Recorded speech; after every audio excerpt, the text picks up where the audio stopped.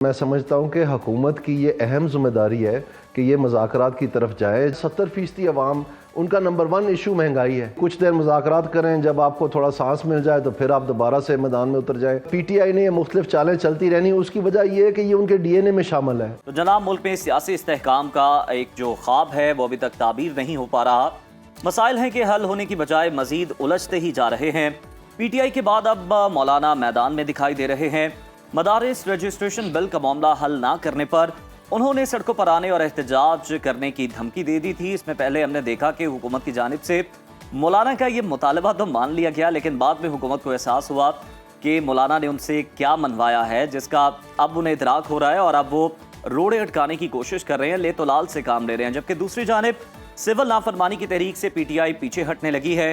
Senior रहनुमा इस पर मुनकसिम नजर आते हैं। साहिबजादा हामिद रजा ये कहते हैं कि सिविल नाफरमानी की तहरीक से मुताल्लिक हमारी हिकमत अमली तैयार है, मगर अली अमीन गंडापुर ने इस दावे को झुटलाते हुए कहा है कि सिविल नाफरमानी तहरीक का कोई फैसला नहीं हुआ, अभी मुज़ाकरात होने हैं।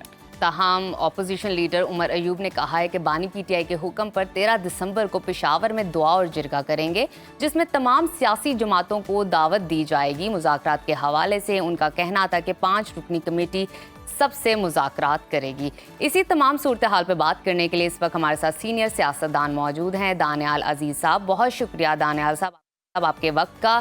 आपसे सबसे पहले जानना चाहूँगी, बानी PTI के ऐलान के बावजूद तहरीक इंसाफ सिविल नाफरमानी तहरीक से पीछे हट गई है। सिविल नाफरमानी की तहरीक से पीछे हटने की वजह आपको क्या लगती है? मेरे ख्याल में सबसे बड़ी वजह यह है कि ये माजी में भी PTI ने आजमाइश की है और उसमें बहुत बुरी तरह पसपा हुए हैं। यहाँ तक कि आखिरकार इमरान खान साहब ने जो कहा था कि बिजली के बिल ना दें, टैक्स ना दें, रेमिटेंसेस ना भेजें, और फिर सबसे पहले अपना ही बिजली का बिल जाके जमा करवा दिया। तो मैं समझता हूँ कि ये तलख तजर्बा जो है ये इनके जहनों में ठीक है। सियासी नारेबाजी की हद तक ठीक है कि जी पता नहीं क्या होने लगा है, इस तरह से हेडलाइन बनाने के लिए, क्योंकि उनका अभी मकसद ये है कि वो किसी तरह ज़िंदा रहें। जो इनके ख्यालात थे कि मुख्तलिफ ममालिक में इलेक्शन की वजह से जो ये कहते थे हम कोई ग़ुलाम हैं, तो वो आके इलेक्ट हो के जनवरी की 20 तारीख को वो बैठ भी जाएंगे ट्रंप साहब। तो मेरा तो ख्याल ये है, जो हमें कम से कम पता चल रहा है कि इस वक्त उनके अपने एजेंडा पे इतनी ज़्यादा दुनिया में चीज़ें हैं कि उनके पास टाइम ही नहीं है ये कि वो अदालतों की मुखालफत करें और इमरान खान साहब का कुछ ना कुछ करें। सो मेरे ख्याल में ये मामला जो है ये इसी तरह आगे चलेगा। लेकिन बहरहाल इसके बावजूद मैं समझता हूँ कि हुकूमत की ये अहम ज़िम्मेदारी है कि ये मुज़ाकरात की तरफ जाए। जब उन्होंने मुज़ाकराती टीम अपनी तैनात कर दी है पहली दफ़ा और वो तैयार हो गए हैं हुकूमत के साथ, ना कि इस्टेब्लिशमेंट के साथ मुज़ाकरात करने पे, तो उनके साथ मुज़ाकरात करें। अगर ये जो मुख्तलिफ उनकी डिमांड्स हैं, जिसमें वाज़ेह तौर पर जो रिज़र्व सीट्स हैं, जो कि इलेक्शन ट्रिब्यूनल्स हैं, इस तरह के मामला जहाँ से ये सिलसिला शुरू हुआ था, वो यहाँ से नहीं हुआ था कि दोबारा इलेक्शन करवाएं, ये करवाएं। तो अपना कह रहे थे कि जो हमारा सीटें हमारी बनती हैं वो हमें जो है ना दी जाए। तो उसमें मेरे ख्याल में अगर हुकूमत पेशरफ्त करे तो जो इस वक्त नंबर्स की गेम है उसमें हुकूमत को इतना ज़्यादा धचका भी नहीं पड़ेगा। फिर भी इनके पास एक सिंपल मेजॉरिटी रहेगी, तो उसके साथ फिर गुजारा करें जो हक़ाइक़ है। और जो कुछ अगर ये 18 फरवरी को हुआ है, इसके बदले में वो उस चीज़ को एक्सेप्ट करने के लिए तैयार है, तो फिर तो मैं समझता हूँ कि बहुत बड़ी बात है। और जो ओनस है वो फिर PTI के ऊपर होगा कि भी जो आपने बातें कही थी वो तो हमने तस्लीम कर ली हैं और ये मामला जो आगे चल निकला है, अब बताएं क्या तकलीफ है। तो फिर उनको फितना कहना जो है वो बिल्कुल दानियाल साहब, ये बड़ा जो है एस्टॉनिशिंग है कि किस तरह से वो अपने मुतालबे से पीछे हट गई है इलेक्शन की तहकीकात से 8 फरवरी के। सर ये बताइएगा कि PTI ने तमाम स्टेक होल्डर से मुज़ाकरात का ऐलान किया है। PTI के मुतालबात को मद्देनजर रखते हुए जो कि अब हैं, क्या आपको लगता है कि अब मुज़ाकरात कामयाब हो जाएंगे? मेरा नहीं ख्याल है कामयाब होंगे। मेरा ख्याल है PTI की ये कोशिश है, वो चाइनीज़ हिस्ट्री जो उनका वॉरफेयर है उसमें एक बहुत मशहूर कहावत है, वो है टॉक टॉक फाइट फाइट। यानी कुछ देर मुज़ाकरात करें, जब आपको थोड़ा सांस मिल जाए तो फिर आप दोबारा से मैदान में उतर जाएं। तो ये PTI ने ये मुख्तलिफ चालें चलती रहनी, उसकी वजह ये है कि ये उनके DNA में शामिल है। उनको जब पैदा किया गया था तो उसी वक्त ये टीका उनको लगा दिया गया था कि आपने ये धरने और ये सारी चीज़ें करनी है, क्योंकि जब तक ये काम शुरू नहीं किया था उन्होंने, उससे पहले तो उनके ऊपर कोई कान ही नहीं धरता था। खुद कहते हैं 18 साल हम गुमशुद रहे और मुश्किल से मांग के भी एक सीट मुशर्रफ से ली, और फिर यकलख्त जो इनको स्टेरॉइड के टीके लगे वो सारों को पता है कैसे लगे हैं। यानी जिस घोड़े पे चढ़ के आए थे कि एम्पायर की उंगली और बस फैसला होने वाला है और वो सारा कुछ, उसी घोड़े पे चढ़ के उनको चलता कर दिया। तो अब उनको बुरा महसूस हो रहा है, लेकिन ये जो कुछ भी हो रहा है इसमें बहुत कुछ जो है इसकी तैयारी इन्होंने खुद की। दानियाल साहब, अगर देखा जाए बिलावल भुट्टो जरदारी भी काफ़ी मुतहरिक हो चुके हैं और नज़र भी आ रहे हैं, और तमाम सियासी जमातों से राब्तों की हदायत भी ले चुके हैं और दे भी चुके हैं। क्या पीपल्स पार्टी मुज़ाकरात में कोई पुल का किरदार अदा कर रही है? जी, मेरे ख्याल से पीपल्स पार्टी का पहले दिन से झुकाव ऐसा था, क्योंकि उनको ये पता है कि आखिरकार अगर उनकी हुकूमत बननी है तो वो पीटीआई के साथ या जो बकाया पार्टीज़ हैं उनके साथ मिल के बननी है। और आगाज़ में उन्होंने कोशिश भी ये की, लेकिन वो धरी की धरी रहेगी, क्योंकि किसी और को वो चाल पसंद नहीं थी। तो अब शायद जैसे जैसे मामलात आगे बढ़ेंगे, अगर ये मुज़ाकरात में से कोई ना कोई फार्मूला बन जाता है तो फिर ये तब्दीली की शक्ल सामने आ सकती है। और उसमें फ्रैंकली मैं समझता हूँ कि वजह यह है, दो वजूहत है। एक तो ये 5 साल की एक्सटेंशन हो चुकी है बजरिया तरमीम कानून में, तो इस तरह से जो वो हल्का है उनको कोई इतनी फिक्रमंदी नहीं है कि हमारा कोई दस्तखत की ज़रूरत है या कुछ है। और दूसरी जो बात मैं समझता हूँ इससे भी अहम है, वो PMLN की डिज़मल परफॉर्मेंस है। इन्होंने तबाह कर दिया है जो इनकी जिम्मेदारियां लगाई गई थी। IMF को पहले आना पड़ गया, PIA की प्राइवेटाइजेशन नहीं हुई, बिजली की चोरी नहीं बंद हो रही, और इन मामलात में जो है FBR का जो रिफॉर्म है वो धरे का धरा रह गया है। तो इनको लाकर इधर को रेवड़ियाँ बांटने के लिए तो नहीं भर्ती किया था कि आप सोलर पैनल बांटे और व्हील चेयर बांटे और ये किसी न किसी को ट्रैक्टर बांट दें या किसी को वो हिम्मत कार्ड बांट दें, कोई ना कोई चीज़ किसी चीज़ का भी कार्ड बना दें बस, और वो बांटना शुरू कर दें अपनी तस्वीर लगा के। ये माजी की दानियाल साहब, सवाल यहाँ पर ये पैदा होता है, आपने में बिल्कुल ठीक कहा, जो परफॉर्मेंस है वो सबके सामने है, हुकूमत जो है वो गैर मकबूल है, ये भी सब जानते हैं। ऐसे में बिलावल भुट्टो भी खासे मुतहर्रिक हैं, और दूसरी जानिब अब आपको लगता है कि मुज़ाकरात की ज़रूरत भी है इस वक्त तमाम जमातों से, तो इसलिए पीपल्स पार्टी को आगे लाया जा रहा है क्योंकि पीपल्स पार्टी एक ताकत रखती है कि वो तमाम जमातों को मुज़ाकरात की मेज़ पर ला सके। ये असल में जी जो ये मुज़ाकरात की बात हो रही है, मेरे ख्याल में तो ये एक डिस्ट्रैक्शन है। उसकी वजह यह है कि पाकिस्तान की अवाम का अभी इप्सोस का सर्वे हुआ है जिसमें हज़ारों पाकिस्तानियों को उन्होंने इंटरव्यू किया, और वो साइंटिफिक सर्वे है जो इंटरनेशनली स्पॉन्सर्ड है।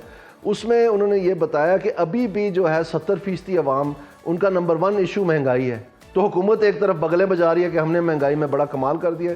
पिछले 5 बरस में जिस महंगाई के नीचे वो दब चुके हैं बेचारे, जो पाकिस्तान की अवाम दब चुकी है, उसको कहाँ ले जाएं?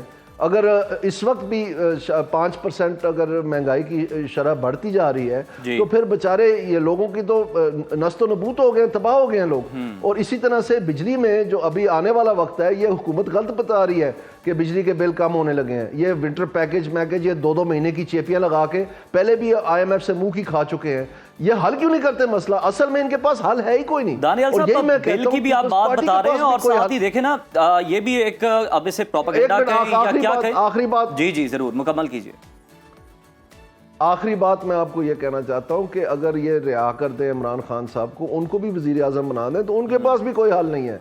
उन्होंने भी तबाही की है अपने वक्त में, कभी हमाद अजहर, कभी उमर अयूब, कभी किसी को एक मिनिस्ट्री से छोड़ के वो तबाह होती थी, दूसरी मिनिस्ट्री दे देते, तीसरी से तीसरी दे देते, असद उमर को पहले फाइनेंस, फिर उनको प्लानिंग, वो भी सारा कुछ। लेकिन कहने का मकसद हल किधर है? वो ठोस इकदामात कहाँ हैं जहां पर आवाम की जान छूटनी है? वो मुझे बताए ना। वो इंसानों के पास नहीं। कह रहे हैं दानियाल साहब, हमें इकदामात की जरूरत है, सिर्फ मुज़ाकरात से काम नहीं चलेगा, हमें हल चाहिए आवाम के लिए। लेकिन अगर देखा जाए आजकल सेनेटर फैसल वाडा जो है काफ़ी एक्टिव नज़र आ रहे हैं, और उन्होंने बिलावल भुट्टो से भी मुलाकात की, मौलाना से भी मुलाकात की, और देखा जाए तो गुज़िश्ता रोज़ उन्होंने MQM पाकिस्तान से भी मुलाकात की। और जब उनसे पूछा गया तो उन्होंने कहा कि मुलाकातों का जो मकसद है वो नेशनल कॉज है। ये किस नेशनल कॉज की वो बात कर रहे हैं?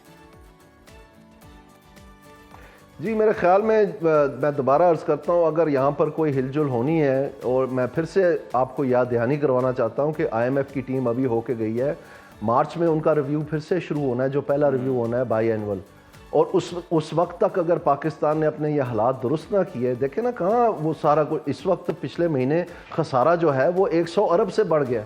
और इसी तरह से सर्कुलर डेट और गैस की कीमतें इन्होंने बढ़ानी थी, वो भी नहीं अभी तक बढ़ाई। और मतलब मैनेजमेंट जो है वो पथेटिक रही है इस नून लीग की। और ये सिर्फ कहने की बातें थे कि जी जो ये चूंकि ये कारोबारी हैं लिहाजा ये मामला फहम है तो इन्होंने बड़ा कमाल कर देना है। कमाल इनसे कोई नहीं हुआ। इनका जो स्टार प्लेयर था वो तो पहली बॉल पे ही आउट हो गया। इसाक डार साहब को तो बैन कर दिया है फाइनेंस मिनिस्ट्री के करीब जाने से भी। तो वो ये सारा जो कहते हैं 20वीं हम मईशत बनने जा रहे हैं वो सारी गलत बयानी है।